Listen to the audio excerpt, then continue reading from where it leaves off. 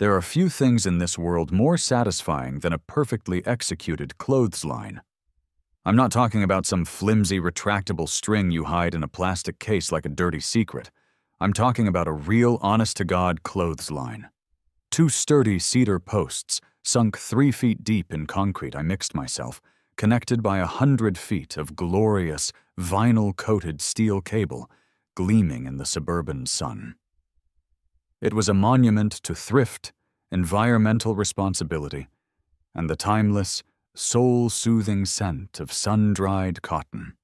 As I clipped the last of my freshly washed towels to the line, a gentle breeze rolling through my new backyard, I felt a wave of pure, unadulterated contentment. This was it. This was the dream. After years of shoebox apartments in the city and a breakup that had more drama than a season of reality television, I, Leo Maxwell, had finally planted my flag. I had a mortgage, a lawn I was legally obligated to mow, and a quiet little corner of Harmony Creek Village to call my own. All I wanted was peace. I wanted the thrilling excitement of deciding between charcoal and propane for my weekend grilling.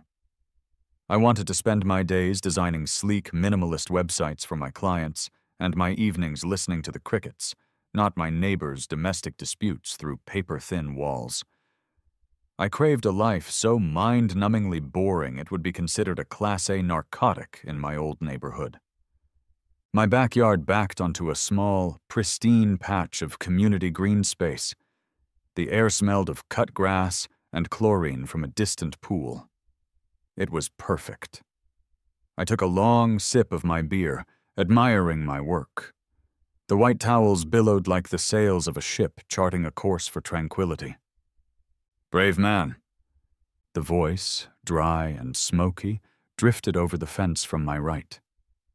I turned to see a woman in her late 60s, with a shock of silver hair and a cigarette dangling from the corner of her mouth, watering a row of what looked like aggressively large tomatoes. "Sorry?" I asked. She took a long drag, her eyes squinting as she appraised my clothesline.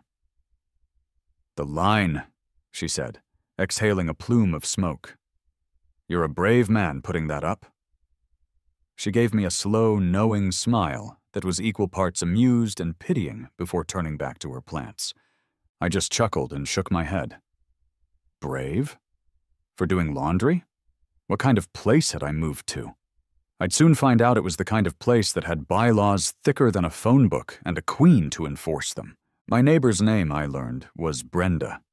She had lived in Harmony Creek since the 70s, back when it was just a few streets carved out of a cornfield. She communicated mostly through cryptic warnings and the occasional offering of a tomato so large it looked genetically engineered. My other neighbor, on the left, was a guy named Gary who spent an unhealthy amount of time polishing a Ford F-150 that never seemed to have a speck of dust on it. He communicated mostly through grunts and the ambient roar of his leaf blower. It was, for one glorious week, everything I'd ever wanted. I set up my home office, arranged my furniture, and discovered the precise location of the squeaky floorboard in the hallway. I fell into a routine. Wake up, make coffee, work until lunch, do a load of laundry, work some more, and then sit on my back patio, enjoying the simple pleasure of taking down my stiff, sun-baked clothes. The HOA binder they'd given me at closing was a 3-inch thick behemoth of laminated pages. I had laughed at it. I'd read a few of the more ludicrous rules out loud to myself for entertainment. Rule 14. B. All exterior holiday decorations must be removed no later than 10 days following the recognized date of the holiday. Rule 21. F. The painting of driveways to resemble basketball courts, hopscotch grids, or other recreational surfaces is strictly prohibited. Rule 33. A. Garden gnomes, while not expressly forbidden, are discouraged. Should a resident feel compelled to display a gnome, said gnome shall not exceed 12 inches in height and must be of a traditional, non-novelty design. It was the bureaucratic equivalent of a madman's diary. I'd placed it under my secondary monitor to achieve the perfect ergonomic height and promptly forgot all about it. After all, I was a quiet, respectful guy. I cut my grass. I didn't have any novelty gnomes. What could possibly go wrong? The answer, it turned out, was my laundry. My simple, clean, unassuming laundry. I didn't know it yet, but those billowing white towels were a declaration of war. They were a middle finger to the established order of Harmony Creek Village, and the established order was about to fire back. Brenda's "brave man" comment echoed in my head, but I dismissed it as the charming eccentricity of an old-timer. In my city-dweller arrogance, I assumed suburban rules were like the terms and conditions of a software update, something everyone acknowledged but no one actually read or enforced. I had grossly, catastrophically miscalculated. The suburbs, I was beginning to learn, weren't lawless. They just had a different kind of law, and I had just met its sheriff, jury, and executioner. The letter arrived on a Tuesday. It wasn't in the mailbox. That would have been too common. No, this was tucked neatly into the seam of my front door, a crisp white envelope of premium cardstock that probably cost more than the ink used to print its venomous contents. It had no stamp, a clear sign it was hand-delivered by some local foot soldier of conformity. My name and address were printed in a stern serif font.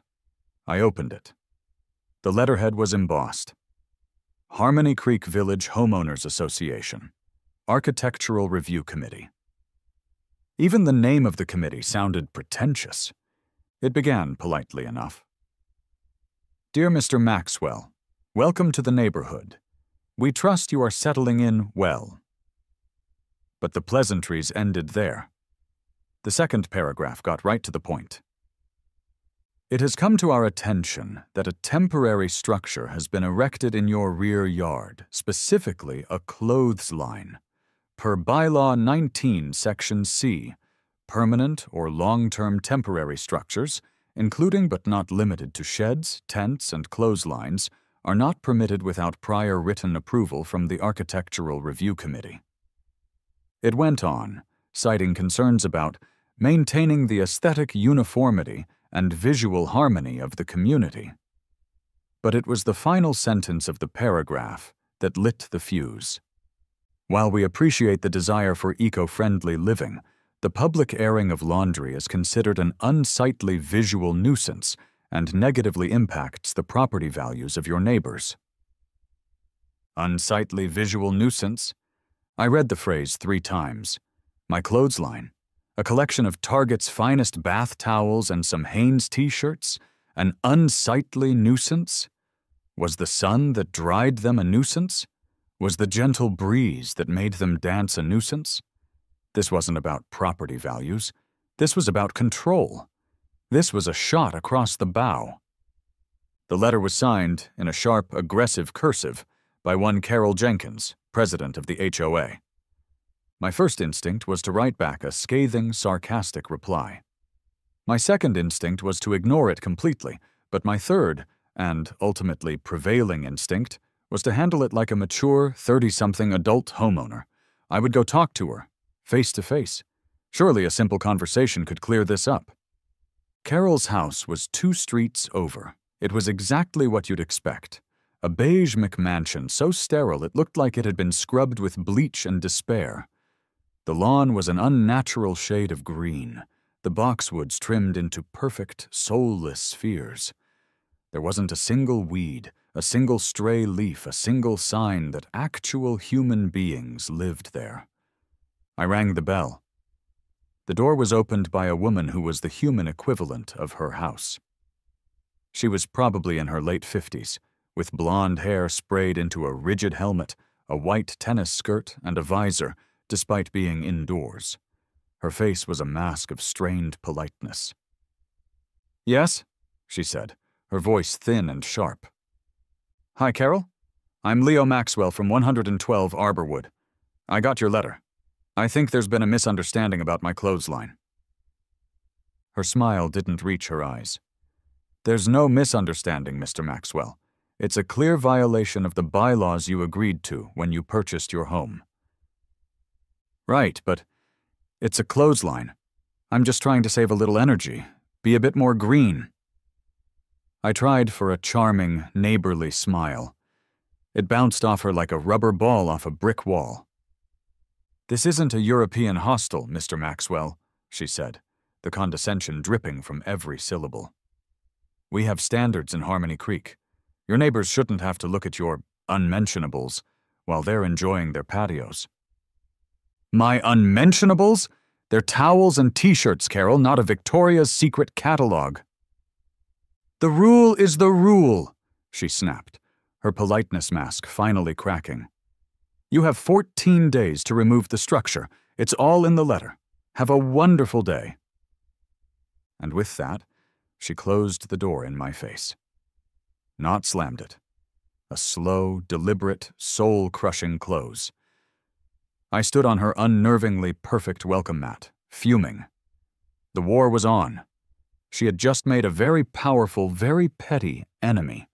I spent the next 24 hours in a state of pure, simmering rage. I paced my living room. I muttered insults under my breath. I tried to work, but all I could design were websites with pop-up ads that said, "Carol Jenkins is a petty tyrant." I was consumed. This wasn't about a clothesline anymore. This was about principle. This was about the fundamental right of a man to dry his damn socks in the open air. That evening, fueled by spite and 2 IPAs, I decided to fight fire with fire. I unearthed the HOA binder from under my monitor, blew off the dust, and began to read. I read every single mind-numbing page. I learned that my mailbox had to be a specific model, T17, in black. I learned that basketball hoops had to be stored out of sight when not in use. I learned that I could be fined for letting the grass in my lawn exceed 4 inches in height. The document was a masterpiece of micromanagement, a testament to the terror of a small person given a small amount of power. And then I found it. The bylaws were incredibly specific about what was banned. Clotheslines, trampolines, above-ground pools, political signs left up too long. But they were surprisingly vague about other things. There were no rules, for instance, about lawn ornaments, other than the strangely specific gnome clause. There was nothing at all about statues, sculptures, or art. An idea, a terrible, beautiful, magnificently petty idea, began to form in the dark corners of my mind. The eureka moment came the next day. I was cleaning out the garage, trying to distract myself, when I came across a large cardboard box labeled "Art School Mistakes." Inside, buried under some dried-up clay and a portfolio of questionable charcoal nudes, was a dismembered female mannequin. I'd bought it for a sculpture project I'd abandoned years ago. It was missing a leg, and one of its hands was unnervingly realistic. But it was there. I picked up one of its detached plastic arms. I held it up, looked out the garage door towards my pristine, empty backyard, and then looked back at the arm. A slow, evil grin spread across my face. If an unsightly clothesline was the problem, I would simply replace it with something much, much less unsightly. My fingers flew across my keyboard. Craigslist, Facebook Marketplace, eBay. My search terms were simple. Mannequins for sale, used mannequins cheap, store closing mannequin lot. After an hour of digging through ads for creepy doll parts and overpriced dress forms, I hit the jackpot. A department store in a dying mall 20 miles away was going out of business. The ad read, "Everything must go. Shelving, racks, displays." Full lot of 12 mannequins. Mixed M/F/child some cosmetic damage. $200 for all. Must pick up. My heart hammered in my chest. It was perfect. A whole family. An entire community of plastic accomplices. I grabbed my phone and dialed the number. A weary-sounding man answered. "Yeah, liquidation." "Hi," I said, trying to sound as normal and not at all unhinged as possible. "I'm calling about the mannequin lot. Is it still available?" "The dummies? Yeah, they're still here. You want them?" "Yes, all of them. I'll take the whole family," I said, then immediately cringed at my choice of words. "Do you have any kids?" There was a long pause on the other end of the line. "You mean the child-sized mannequins?" "Yes, that's exactly what I mean, the child-sized ones." The man sighed, a sound heavy with the weight of 1,000 retail nightmares. "Look, pal, what you do with them is your business. Just bring a truck and $200 cash. They're yours." I hung up the phone, my mind racing. A truck. I needed a truck. A quick search later, I'd reserved a 10-foot U-Haul for the afternoon. A sense of gleeful purpose, an emotion I hadn't felt in years, washed over me. I wasn't just a disgruntled homeowner anymore. I was a rebel leader, an artist of suburban defiance. I was General Leo Maxwell, and I was about to go acquire my army. As I drove that rattling, orange and white U-Haul towards the dying mall, I couldn't stop smiling. The sun was setting, casting a golden glow over the cookie-cutter houses of Harmony Creek. Carol Jenkins thought she had won. She thought her little letter had put me in my place. She had no idea what was coming. She was about to find out that you don't tell a creative person with a grudge and too much free time what he can and can't do in his own backyard. Loading a dozen soulless plastic bodies into the back of a U-Haul is a uniquely unsettling experience. They clattered against each other with hollow thuds, their limbs akimbo, their painted-on eyes staring blankly into the dark. The store manager, a man whose weary expression suggested he'd seen the end of the world, and it was located in the housewares department, just took my cash, grunted, and locked the doors behind me. The ride home was surreal. Every time I hit a bump, a cascade of plastic clattering echoed from the back. Like a skeleton uprising, I waited until well after midnight. Harmony Creek was silent, save for the hum of air conditioners and the occasional lonely bark of a dog. Under the dim light of a crescent moon, I began my work. Operation Suburban Rockwell was a go. I was a man possessed. I dragged the mannequins, one by one, into my backyard. I bolted their feet to small, weighted platforms I'd fashioned out of scrap wood. I assembled my first tableau, the perfect American family. I chose a male mannequin, broad-shouldered and with a jawline that could cut glass, and dressed him in my own old work shirt and a pair of jeans. I propped my lawnmower in front of him, his plastic hands resting on the handle. Then came the mom, a slender figure with a serene, vacant smile. I put her in a floral sundress and handed her a wicker basket. Finally, the two child-sized mannequins, a boy and a girl. The boy got a baseball cap and a t-shirt, the girl a frilly pink dress. I positioned them as if they were playing tag on the lawn. The final, crucial step was the laundry. I took down the offending clothesline, coiling the steel cable with a sense of finality. Then, I draped my wet laundry directly onto the mannequins. Dad's shirt was now adorned with a damp pair of my boxers. Mom's sundress was festooned with dish towels. The children were draped in socks. My clothesline wasn't gone. It had evolved. It was now an artistic installation, a fully articulated anthropomorphic drying rack. Exhausted but exhilarated, I went to bed. The next morning, I was up before the sun, coffee in hand, watching from my kitchen window like a general observing the battlefield after the first volley. The first sign of life was Brenda. She stepped onto her back porch in a floral housecoat, lit her first cigarette of the day, and took a deep, rattling drag. She scanned the horizon, then her eyes locked onto my yard. Her cigarette stopped halfway to her lips. She stared for a solid 10 seconds. Then, her shoulders started to shake.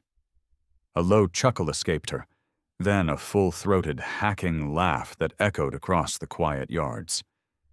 She caught my eye through my window and gave me a huge thumbs up, one ally secured. Next was Gary. He emerged from his house to begin the ritual polishing of his truck. He caught sight of my new residence out of the corner of his eye and froze mid-wipe. He squinted, cocked his head, and then just stood there, microfiber cloth in hand, staring in utter, slack-jawed disbelief for a full 5 minutes before slowly shaking his head and returning to his truck, a new, confused energy in his polishing. And then, the main event. At precisely 8:15 a.m., as she did every morning, Carol Jenkins emerged for her power walk. She was a blur of neon pink lycra and righteous indignation. She marched down the sidewalk, her arms pumping. As she passed the green space behind my house, her head swiveled. She stopped dead. Her mouth fell open. For a moment, she was as frozen as my plastic family. Then, I saw her hand go to her pocket and pull out her phone. She started snapping pictures, her body practically vibrating with an incandescent rage that I could feel from 50 yards away. An hour later, another letter was in my door. No envelope this time. Just a piece of paper, folded twice. The text practically screaming from the page in a bold 16-point all-caps font. Mr. Maxwell, this is your second and final warning. Your bizarre and unapproved lawn ornaments are a gross violation of the spirit of the HOA bylaws. They are tacky, disturbing, and must be removed immediately. Failure to comply will result in daily fines of $50. I chuckled and sat down at my computer. I typed up a calm, polite response on my own professional letterhead. Dear Ms. Jenkins and the Architectural Review Committee, thank you for your prompt correspondence. I wish to clarify that the items in my yard are not, in fact, lawn ornaments. They are state-of-the-art, anthropomorphic drying racks. As per your previous directive, I have removed the unsightly clothesline. In an effort to continue my eco-friendly laundry practices, I have sourced this alternative solution. Please note that they are only in the yard when I have wet laundry to dry, thus classifying them as functional household equipment, not permanent decoration. Sincerely, Leo Maxwell. I printed it, walked it over to her house, and slid it into her mail slot. The ball was back in her court. The daily fines started appearing in my mailbox. Little slips of paper informing me I owed the HOA $50, then $100, then $150. I used them as coasters. My mannequin family, meanwhile, was becoming a neighborhood fixture. I changed their clothes, my laundry, daily. Some days they were a family having a picnic. Other days they were avid gardeners. I was having the time of my life. But I knew I needed to escalate. The weighted bases were fine, but they weren't permanent. I needed to literally cement their place in the community. I decided they needed a proper stage for their domestic dramas. A patio. I found a local company, Sal's Pavers and Patios, online. The next day, 2 men who looked like they were central casting for a mob movie showed up at my door. The larger of the two, with a thick neck and hands like cinder blocks, stuck out a paw. Sal, this is my cousin Vince. Vince was wiry, with a mischievous glint in his eye, and was currently staring over my shoulder into the backyard. Leo, thanks for coming out, I said. So I was thinking of a simple 10 by 12 foot paver patio, right here. I led them into the yard. Sal surveyed the area, making professional grunting noises. Easy job. We can do that? Good for a grill, table, some chairs? His voice trailed off as he finally took in the full scene. The 4 mannequins, currently dressed for a day of fishing, I'd propped fishing rods in their hands, stared back at him. Sal looked at the mannequins. He looked at me. He looked at Vince, who was now openly grinning. So, Sal said, his voice a low rumble. You want this patio. For them? They like to entertain, I said with a completely straight face. Sal and Vince exchanged a long, silent look that probably conveyed more information than a 10-minute conversation. It was Vince who broke the silence. I like it, he said, a huge smile splitting his face. It's got flair. You want us to pour little concrete footings for these stiffs? Bolt 'em down proper? You can do that? I asked, my heart soaring. Do that? Sal boomed, a slow grin now spreading across his own face. For this, we'll do anything. I've been laying patios in this godforsaken sea of beige for 20 years. This is the most interesting thing that's ever happened. Sal and Vince became more than contractors. They became my gleeful co-conspirators. They showed up the next Monday and worked with an artistic fervor I'd never seen from a construction crew. They were full of suggestions. You know what you should do, Vince said as he leveled a bed of sand. You should get a dog one, a plastic dog. Put a little dog dish out for it. Hey, Sal, I'd call out. Can we embed some low-voltage lighting into the pavers? I want to be able to light them dramatically at night. Sal would look up from the brick saw, covered in dust. Leo, my boy, for you, we'll install a whole goddamn Broadway lighting rig. The project took 3 days. Throughout it all, Carol would do her power walks, slowing down as she passed to glare at us, her face a thundercloud of impotent rage. Sal and Vince would wave cheerfully at her. On the final day, after the last paver was set and the polymeric sand was swept into the joints, they helped me with the final step. They drilled into the brand-new patio and into the mannequins' feet, sinking long anchor bolts. My family was now a permanent fixture. As they were packing up their tools, Sal clapped me on the shoulder. You know, we usually charge a 10% pain-in-the-ass homeowner fee for jobs in this neighborhood, he said. I'm taking it off. In fact, I'm giving you a 10% entertainment value discount. You call us if you need anything. A gazebo, a water feature, a goddamn moat. They drove off, leaving me with a beautiful new patio, a fortified plastic family, and 2 new, very unlikely allies. My patio was a game-changer. It allowed for more elaborate scenes. I was no longer just drying clothes. I was creating art, a form of silent suburban protest theater. My masterpiece came the following weekend. The weather was hot, so I decided the family needed a pool party. I bought a cheap inflatable kiddie pool and filled it with water. I put the mom and dad mannequins in lawn chairs, dressed them in my brightest swim trunks, and an old beach towel I fashioned into a sarong for her. The kids were splashing in the pool. I gave them all plastic cocktail glasses filled with colored water. The pièce de résistance was the mom. I had recently done a load of delicates. She was now tastefully draped in a few of my ex-girlfriend's old lace things she'd left behind, which, on a mannequin, looked suspiciously like a bikini. It was tacky. It was provocative. It was perfect. Apparently, it was also the last straw for Carol. Around 3 p.m. on Saturday, I was in my office when I saw the flashing lights pull up to my curb. A police cruiser. My heart did a little jump. This was a level of escalation I hadn't anticipated. 2 officers got out, a stern-looking older cop and a younger one who looked like he was trying very hard not to smile. They came to my door. I opened it, affecting an air of polite confusion. Good afternoon, officers. Something I can help you with? The older one, whose name tag read Miller, spoke. Sir, we received a call about a disturbance at this address. He said the word disturbance, like he wasn't quite sure it was the right one. A disturbance? I asked, feigning surprise. No, it's been a very quiet afternoon. Just doing some laundry, enjoying the sunshine. Would you like to see? I led them through my house and out onto the back patio. The scene was exactly as I'd left it. 2 plastic adults lounging by a kiddie pool, while 2 plastic children perpetually splashed.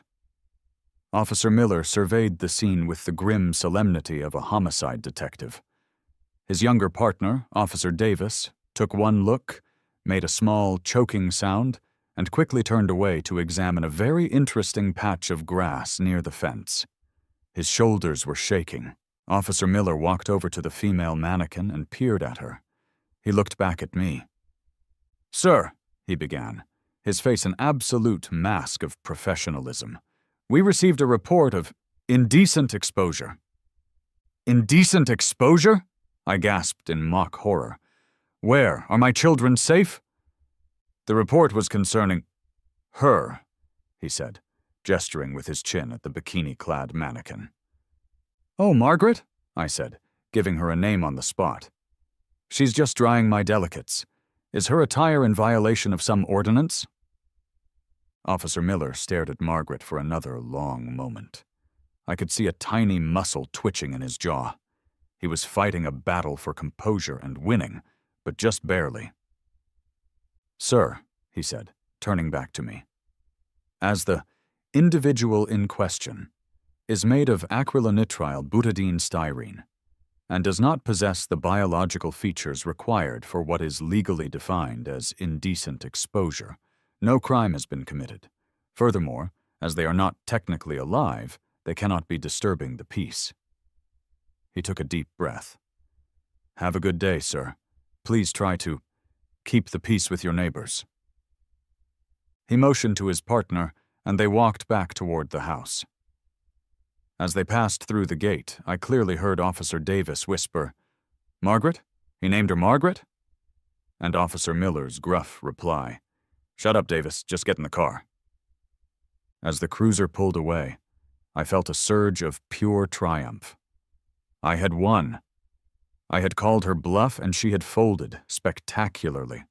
She had brought the full weight of the law to bear, and the law had laughed in her face. The war wasn't over, but I had just won a major, glorious battle. The police visit was the spark that lit the wildfire.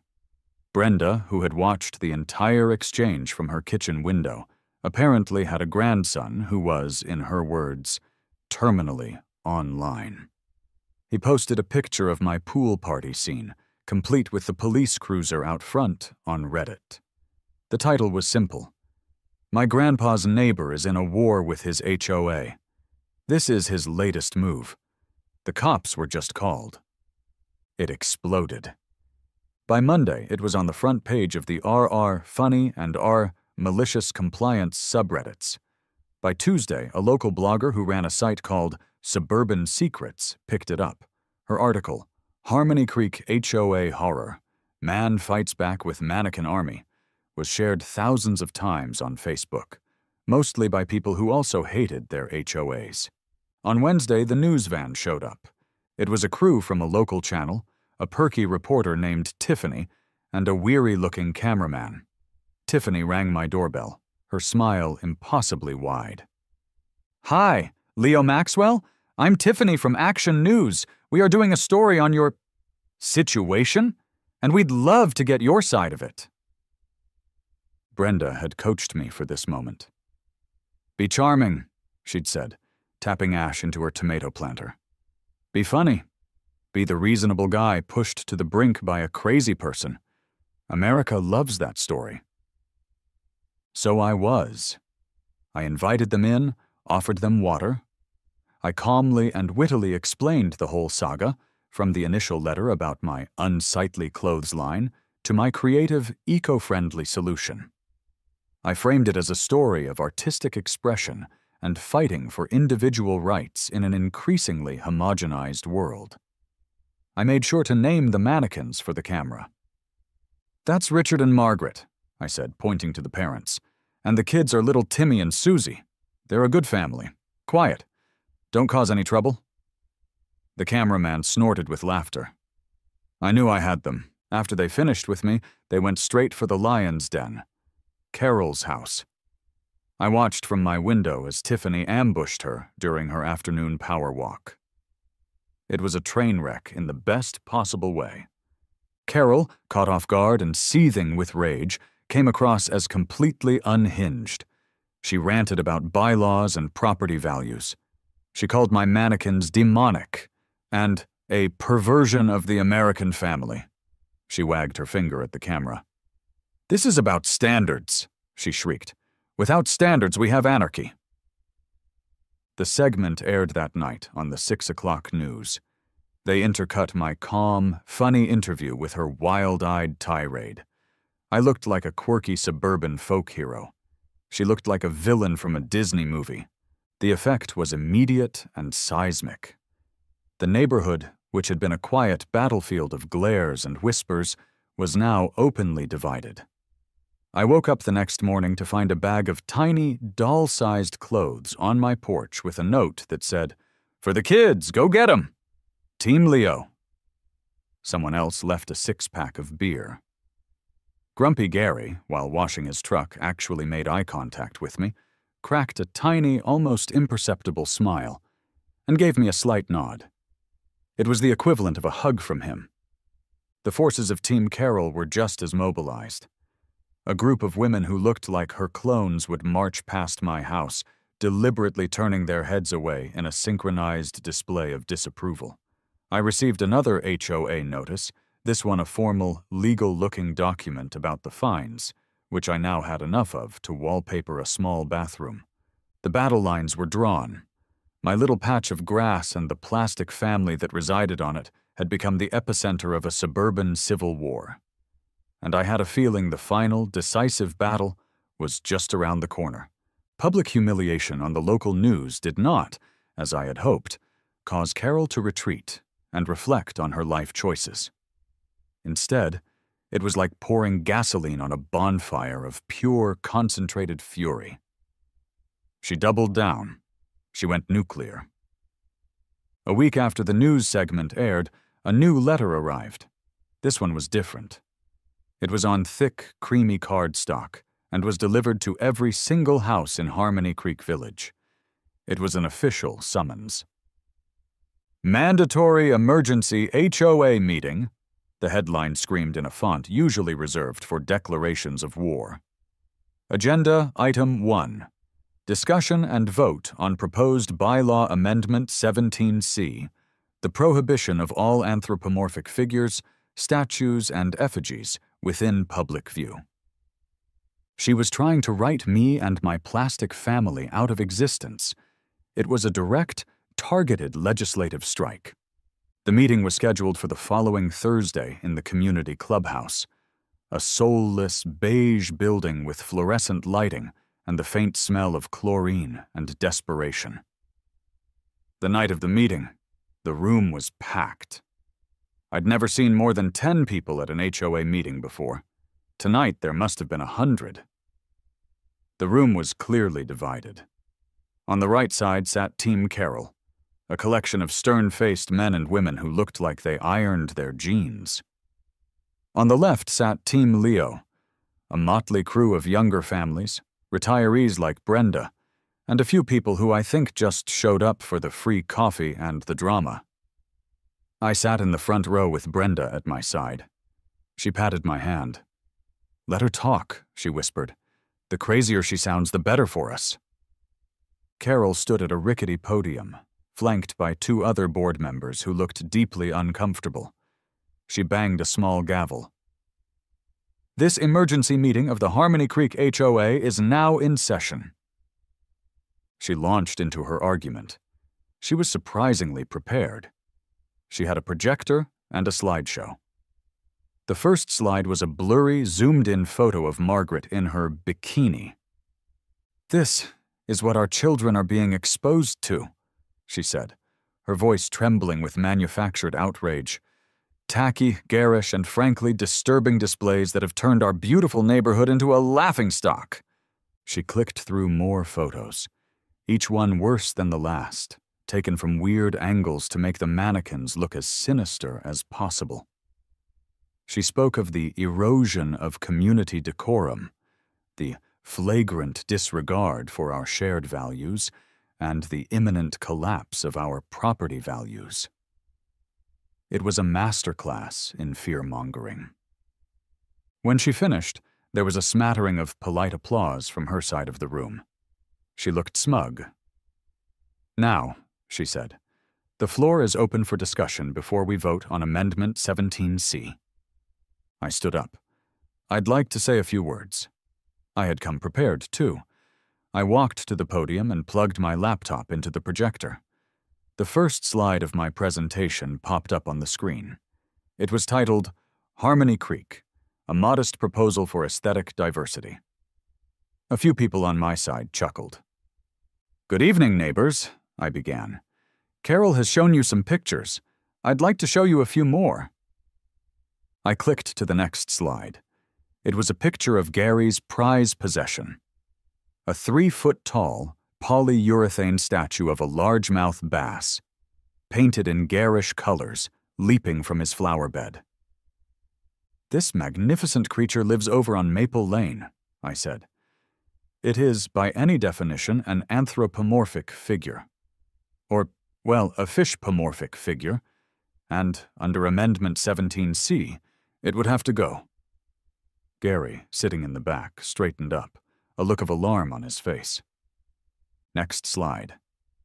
A photo of a different house, with a 5-foot-tall wooden cowboy silhouette propped against the garage. Next slide. A garden filled with at least 30 pink plastic flamingos. Next slide. A concrete statue of St. Francis, surrounded by plastic birds. "Carol is right," I said, turning to face the crowd. "This is about standards. But who sets them? This amendment isn't about protecting our property values. It's about controlling what you're allowed to have in your own yard. It starts with my drying racks. But it ends with your fishing statue, your flamingos, your St. Francis. Where does it stop?" A murmur went through the crowd. I had them. People were looking at each other, then at Carol with new uncertainty. Carol's face was turning a dangerous shade of purple. But before she could bang her gavel, a new voice cut through the room. "If I may," Brenda said, standing up slowly. She wasn't holding a laptop. She was holding a thin, yellowed booklet, bound by staples that were rusted with age. "This," she announced, her smoky voice commanding the room's attention, "is a copy of the original Harmony Creek Charter and Bylaws from 1978. Most of you have never seen it, but I was here." She put on a pair of reading glasses. "I want to read you all Article 5, Section 3. It's titled Encouragement of Personal Expression. It says, and I quote, 'To foster a vibrant and interesting community, residents are encouraged to engage in personal expression through landscaping and yard art. Artistic installations, including but not limited to statuary, sculptures, and themed displays, are protected under this charter, provided they do not pose a direct safety hazard." She took off her glasses and looked directly at Carol. "This clause was written to protect the very things this new amendment seeks to ban. It was written by the founders of this community. An amendment that directly contradicts the founding charter is illegal." The room was dead silent. You could have heard a pin drop. Then someone on my side of the room started clapping, then another, and another. The applause for Brenda grew, a wave of sound that washed over Carol and her shrinking faction. Carol stood at the podium, her face pale, her mouth opening and closing like a fish. She was utterly defeated, and she knew it. The charter was a trump card no one, least of all her, had seen coming. She banged the gavel weakly. "Vote," she croaked. "We still have to vote." It was a formality. When the call came for the ayes in favor of Amendment 17C, only a handful of voices from her side of the room meekly complied. When the call for the nays came, a resounding chorus of nay erupted from the rest of us. It wasn't just a vote, it was a rebellion. The amendment failed, spectacularly. Carol didn't say another word. She didn't officially adjourn the meeting. She just gathered her papers, her hands shaking, and with as much dignity as she could muster, she walked out of the clubhouse and into the night. Her two board member cronies looked at each other, shrugged, and quickly followed her out. In the power vacuum she left behind, the room exploded into a party. People were cheering, shaking my hand, and clapping Brenda on the back. Gary came over to me, a look of profound relief on his face. "Thanks," he grunted, shaking my hand. "You saved my base." It was the longest sentence he'd ever said to me. The next day, a professional "for sale" sign was hammered into Carol Jenkins's perfectly manicured, unnaturally green lawn. 2 weeks later, a moving truck showed up. I never saw her again. With Carol gone, a new era of détente dawned in Harmony Creek. An election was held for a new HOA president. To her initial horror and eventual reluctant acceptance, Brenda was nominated by Gary and won in a landslide.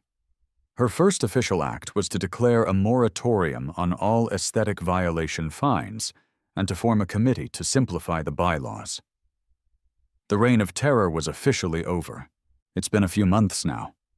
The neighborhood feels different, lighter. People are friendlier. Gary's base statue is now joined by a similarly garish statue of a marlin.